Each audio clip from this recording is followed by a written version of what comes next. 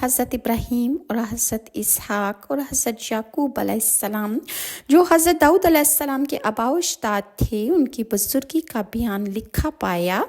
تو حضرت داؤد نے اپنے دل میں کہا کہ ان حضرات نے خداوند قدوس کے کیا کام کیے تھے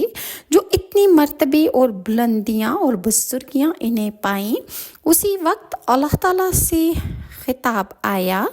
اے داؤد، ان پر میں نے مختلف قسم کی بلائیں اور آزمائشیں نازل کی تھیں اور وہ ان آزمائشوں میں ثابت قدم رہے، اسی وجہ سے ان کو مرتبہ بزرگی میری طرف سے عنایت کی گئی تھی۔ بس حضرت داؤد نے اللہ تعالیٰ کی حضوری میں درخواست کی کہ یا الہی، تم ہم کو بھی کسی بلا میں، کسی آزمائش میں مبتلا کر دو، انشاءاللہ تو مجھے بھی صبر کرنے والے میں پائے گا اور میں صبر کروں گا اور ثابت قدم رہوں گا، تاکہ اس کے صلے میں اے اللہ تو مجھ کو بھی بزرگی عطا فرما دے اور میں خدا کے یہاں سے بلند مرتبہ پا جاؤں۔ بعض روایات سے معلوم ہوتا ہے کہ حضرت داؤد کو جب بادشاہ طالوت کی سلطنت ملی اور قوم بنی اسرائیل پر حضرت داؤد بادشاہ مقرر ہوئے تو خوشی کے مارے انہوں نے یہ اعلان کیا کہ میں اللہ کی قسم اچھی طرح سے عدالت کروں گا، صحیح فیصلے کروں گا اور ہر ایک کے ساتھ انصاف سے پیش آؤں گا۔ لیکن یہ کہتے وقت حضرت داؤد علیہ السلام انشاءاللہ کہنا بھول گئے اور اس لفظ کو اپنی زبان سے نہ کہا، اور بعض روایات سے معلوم ہوتا ہے کہ طالوت کے اعتماد پر دعا کی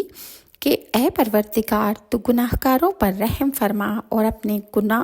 سے پاک تصور کیا، یعنی خود کو گناہوں سے پاک تصور کر ڈالا۔ اور اس بات میں اکثر راویوں نے اختلاف کیا ہے۔ بعض روایات میں ہے کہ ایک روز حضرت جبرائیل علیہ السلام نے آ کر حضرت داؤد علیہ السلام سے فرمایا کہ اے داؤد، اللہ تعالیٰ نے تم کو صحت اور عافیت سے رکھا ہے اور تم اپنی خواہش سے دکھ طلب کر رہے ہو۔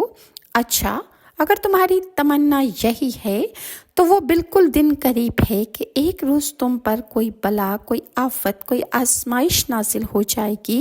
اور ایک روایات میں یوں بھی آتا ہے کہ حضرت داؤد علیہ السلام ایک روز اپنے گھر میں بیٹھے تھے۔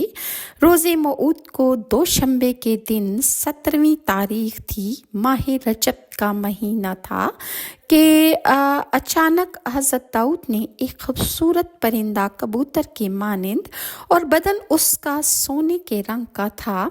اور اس پرندے کے ہر پر کا رنگ برنگا تھا، مطلب مختلف رنگوں کا وہ پرندہ تھا، اور ایسا